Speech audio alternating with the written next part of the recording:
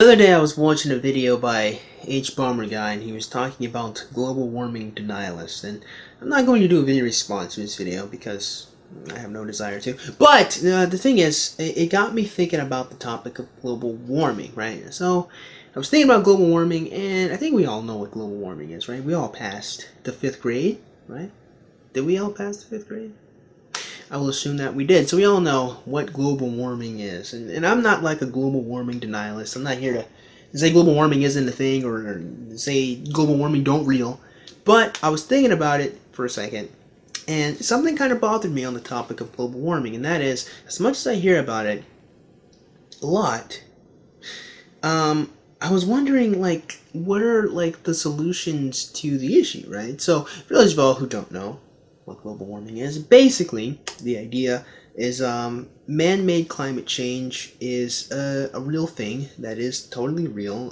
The science backs it up. It's undeniable. Okay, fine.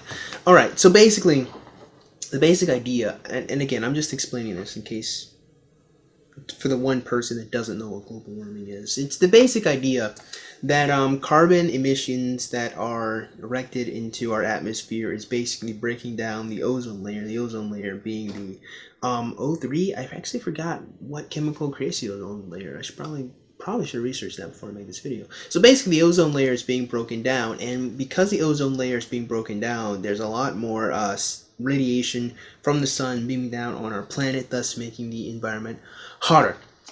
Also, another issue that is a huge problem is the ice caps that are in Antarctica or in the North Pole or wherever are starting to be melted down because of, once again, there's more solar radiation beaming down on the planet because the ozone has grown weaker. That's the basic gist of global warming in my layman's explanation for the one person that doesn't know what the hell that is.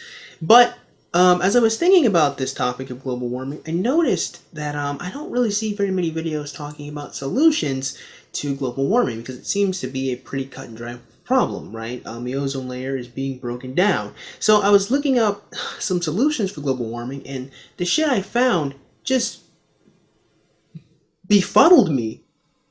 Like, you guys think I'm kidding about how bewildered I was when I saw some of the solutions for global warming, but actually, I'm going to show you guys. So this is a video Bill and I made. Hopefully, I don't get that copyright strike from National Geographic when I upload this. But this is the end of Bill Nye's video. He made this 3 years ago. I'm not talking about the one where he was using expletives and cursing, but he made like an informational one 3 years ago.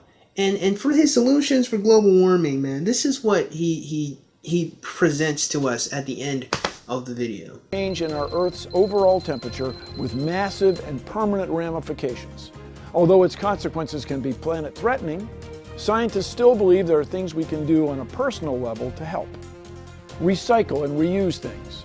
Walk or use public transportation to get to work. Turn off your electronics when you're not using them. Eat less meat. While you're at it, eat more locally grown vegetables and foods. And last but not least, spread your knowledge and concerns about climate change with others. When it comes to climate change, the main takeaway is that it's real. And although we are part of the cause, we can also be part of the solution. Nick, you mean to tell me that part of the solution to global warming is me taking a walk down Main Street? What the hell are you talking about? Part of the solution to global warming, I gotta eat less meat, guys. The methane gas from my poopies is helping to break down the ozone layer. I gotta eat more raw vegetables. Oh man. I gotta take more public transportation, even though those big ass buses are also emitting a carbon footprint and also emitting carbon gases. I gotta use those instead of using my car because, okay, maybe I should rely on buses. Maybe he means, like, you know, the metro, like, train stations and all that up in New York. Unfortunately, I don't live in New York, so we ain't got subways or train stations or anything. We don't have trolleys. I still think trolleys are even gas powered anyway. No, I'm thinking of whatever. It doesn't matter. Anyhow, The point is, listen, here's the thing. I know a lot of people are going to accuse me of being obtuse or accuse me of missing the point. Like, I get the point. The basic idea is, one of the things is, instead of adding to the problem of global warming by putting money into the production of meat, which I guess also leaves a carbon footprint from all the different factories or the processed food and all that, and by walking more, you will not be emitting more carbon dioxide into the atmosphere by using your car. And if you use public transportation, preferably ones that are not powered by fossil fuels, once again, you're lowering the amount of carbon dioxide that you as an individual are emitting into the air. Cool beans. I get it logically. The only issue is that it's not a fucking solution. It's not solving the problem. And the problem is that the polar ice caps are melting because the Earth is getting hotter. Then the solution would be to find some way to cool down the Earth. And that's probably, like, the scope of which is probably just astronomical, sure, but I would imagine that it makes a hell of a lot more sense than simply saying, walk your ass to Winn-Dixie instead of driving your car there. I get it. Again, like I said, I'm not so obtuse as to not understand what the solution is or what they're proposing. But when it comes to the scope of the issue, like the amount, like the real issue of the carbon dioxide being emitted into the atmosphere, just based on, I don't know, common sense, is not the individual person who is eating meat or driving their car to work and whatnot. It's the big old companies that are producing all of this stuff. And I say, granted, if you eat less meat or if you put less money into the production of this stuff, maybe you might be contributing to them closing down. Maybe, if you're like one person in the drop of the ocean of individuals that eat processed meat. So, sure, I guess. I mean, I don't really see how one person not eating meat anymore is really going to make a dent. But actually, it doesn't matter. Even if tomorrow all of the factories that are producing processed foods close down, we would still have the overlaying issue. The ozone layer is weakened, which means more solar radiation is still going to be emitted into the atmosphere and melt the ice caps anyway. So wouldn't it make more sense, at least to me, to try to repair the ozone layer? Now maybe I'm just crazy. Maybe this is just like science fiction, okay? Maybe I'm just, I'm just putting too much faith in humanity. But I remember, all the way back in the 1940s, some guy, I forget his name, figured out that if you split atoms, you can produce wild amounts of power, right? Who was that guy? I have no idea. Anyhow, the point, no, seriously, but like, we figured out nuclear power, nuclear radiation, right? I say nuclear radiation, but no, it's nuclear radiation is an effect of nuclear power production. The point that I'm making is that it seems that we could probably start, it would seem more feasible, more reasonable, at least to me, to start switching factories over to being nuclear powered. There's probably some reason I just am not privy to that hopefully is beyond, power companies don't want to swap over to nuclear radiation because they'll lose a bunch of money. Maybe.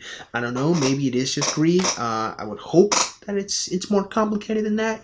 But it seems to me that one more optimal solution would be to start swapping over to, I guess, that or more renewable energy sources in some kind of effective way. And there are lots of people who are definitely starting to work towards that and work towards having more renewable resources, be the way we power our cities and power our machineries. Makes sense. I got it. The only thing that still gets me is that no matter what, there's still the issue of the ozone layer, right? Like that's still messed up and the ice caps will still be melting. So even if we as a human society all came together and was like, okay, we're going to stop with the carbon emissions, we still have not fucking solved the problem. And walking is not going to help with anything. So then I watched another video. I was like, there's got to be somebody else that like shares my mind. There's got to be somebody else that's like, yeah, obviously, the real conundrum here is their ozone layer is weakened. Maybe someone can science something up to help fix it. Because like I said, the whole reason why I brought up nuclear power was not simply to say it could be an alternative energy source, but also to say this is something that human beings did back in the 1940s. You figure this out back in the 1940s, right? You mean to tell me, like, what, 80 or so years later, we can't figure out a way to repair the ozone layer? Maybe I'm comparing apples to potato chips, okay? Maybe I am. But I would say that, again, when it comes to the solution to global warming, it makes a lot more sense than taking public fucking transportation and eating less meat. I mean, come on. I'm just, maybe I'm just being far too, pseudo-autistic for this, right? Maybe I'm just, like, I'm not seeing the bigger picture here. But honestly, I think I'm the only person who is seeing the bigger picture here, if I do say so myself. I don't know. Is there any way to produce more ozone? I don't know. Perhaps. I would assume there would be some way, considering the fact that we can manipulate atoms at a, subatomic level. But, I mean, I could be wrong. I don't know. But it seems to be a lot more effective, at least to me, than walking. So like I said, I watched this other video, right, where this one guy was talking about some real tried and true ways to help us solve the issue of global warming, and this is what he said. I'm gonna let his video play. I was going to play the video, but then I realized there's no real natural point of which to segue the points he was making into this video, since he's mostly talking about like renewable energy sources anyway. The main point of why I was gonna like slide his video into mine was because one of the points that he was making, and I'll put a link in the description box, one of the points he was making was how we as voters need to vote on more policies that are going to help the production of renewable energy sources, right? And the thing, I'm trying to find a way to put this delicately. I mean, politicians regularly say they're going to do something and then never do it. So it seems a bit foolhardy to put your faith, in these politicians to help endorse these renewable energy sources. And then there's also just more in the fact that, getting back onto the main bulk of this video here, even if we did swap over to renewable energy sources, which I think is a fantastic idea, like I have no issue, like I have no problem with it. I'm not here to say that it's not a good idea. I actually think it's a fantastic idea if you want my opinion on it. The only problem is the ozone layer will still be weakened and or destroyed. So basically, I want to make this video to say there's a lot of like political discussion when it comes to global warming, and it seems ridiculously stupid to make it political or social, and it seems ridiculously stupid that there are people who are climate denialists, and it seems silly that H-Bomber guy even had to make the bullshit video that he made, that there's even like a debate or anything. It seems to me the only reason why global warming is considered a political issue is because you have liberal-minded people trying to get the government to restrict or change the way we produce energy. And honestly, it seems kind of stupid to me because, like I said, one, politicians are people, and if they don't care about climate change, they don't care about global warming or anything like that, well, nothing will get done. Second, politicians promise to give people stuff all the time and never deliver on it, so putting your faith in them seems stupid to me. And three, it still doesn't solve the problem that the ozone layer has been weakened. It seems to me that global warming should be an issue that is totally devolved from any degree of politics and any degree of like shit flinging or any degree of people making fun of each other. It just seems pretty cut and dry to me. And you want to know something? Here's the thing. If the climate's not, changing, if the world isn't getting warmer, then, nothing happens. But if the world is getting warmer and there is an issue, then wouldn't it make more sense than to, instead of allocating any resources into renewable, well, actually, we could still do that. I don't see why it would be either or. But instead of allocating resources or any amount of time or effort into finding political parties that are like, we need renewable energy sources and all of that, and allocating our time into trying to prove that this is the thing, why not actually try to find some way to, one, cool the earth down? I don't really know how you could. I mean, maybe someone could have some idea. Like, I'm just some nigga on the internet. I just, I don't know. I'm not a scientist. I'd have to do lots of research, but I would imagine the people who are doing research should be able to realize, which is basic functioning common sense, we need to cool the earth down. How do we do that? I would say the first step would be, one, preventing more damage from occurring by repairing the ozone layer. How? I don't know, I would say produce more ozone, try to figure out where the ozone layer has been weakened. If it's a general thing, try to find some way to replace it. The ozone layer, at some point in the Earth's creation, was created. So it doesn't seem beyond the pale, at least to me, that there might be some way to repair it or fix it or some way to replace the ozone. I don't know. I really don't. Maybe there really isn't. Maybe someone has thought about this and there just is no way. That being the case, it still seems pretty fucking stupid to me to be like, vote for your local politician who wants to invest in renewable energy sources. Walk to work. Use public transportation. It seems to me that, again, the greater issue would be trying to figure out a way to cool the earth down rather than try to minimize the personal effects you make. Especially if the personal effects that you're making isn't really even the grander issue of global warming anyway. The grander issue would be the production of energy from fossil fuel burning. So, I don't know. Excuse me. I just wanted to make this video because the topic of global warming is kind of annoying to me. Mostly because it always devolves into some kind of political discussion, and it just seems stupid. It seems like this is not really something that politics has anything to do with. It seems more pretty cut and dry.